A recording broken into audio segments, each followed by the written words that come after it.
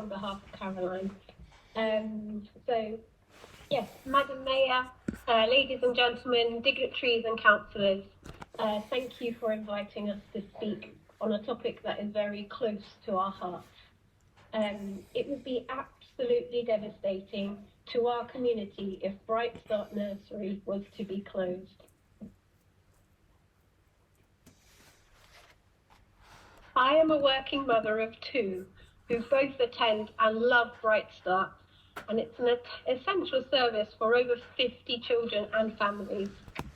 There simply isn't anything like this service anywhere in the area, as you can see from the petition that has 15,000 signatories. I'm going to share a few reasons and personal stories of why Bright Start is so special to our community. Some of these reasons are also stated in your council manifesto. Alex Partridge is now the nursery exiting. cater for the most vulnerable children in this city.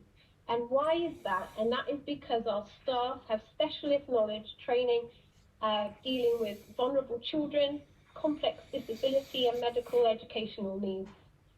And it's an affordable nursery. It's open all year round and it's from 8 till 6 p.m. So I'm going to share a few stories, one of which is from Dan and April Kennedy, who have a son named Eli. My son was diagnosed with type 1 diabetes in March 2022, mid-pandemic. The nursery was the only place we feel safe.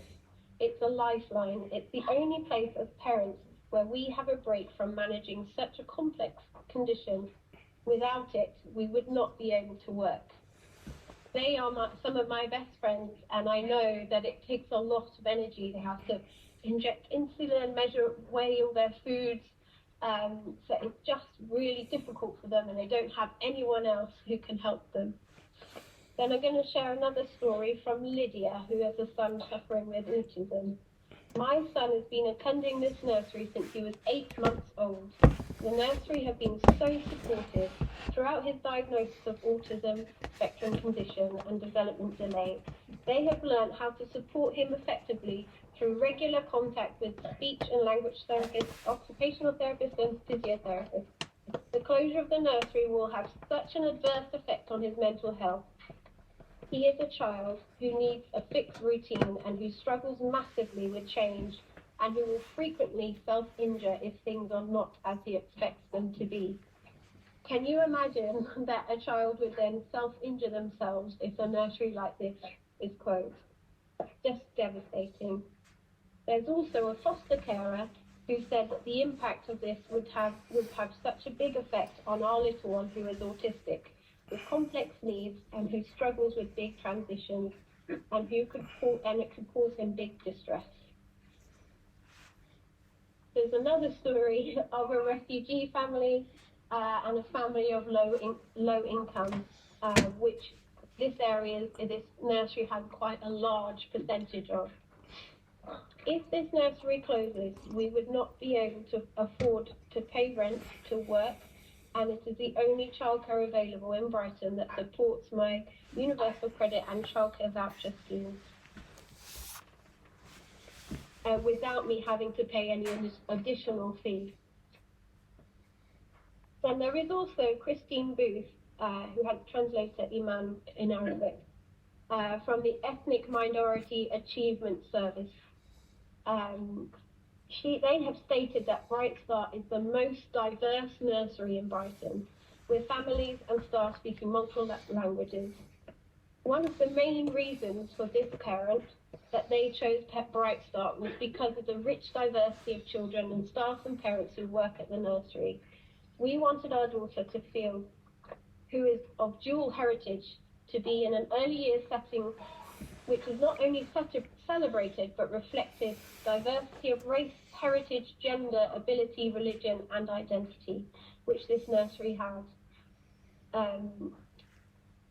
If it is closed, it also will desensitize parents and carers from returning to work in the city centre of the Brighton. So please recognise what a beautiful asset you have. And then finally, our ask, because I know that many of us have written to you as councillors, and many of you have answered, and some of you have answered saying that. I'm sorry, I'm going to have to Okay. stop you there. You have That's had your okay. 5 minutes, but thank you very much indeed for the deputation. I'm now going to ask for Councillor Aldbrook, who's chair of the Children,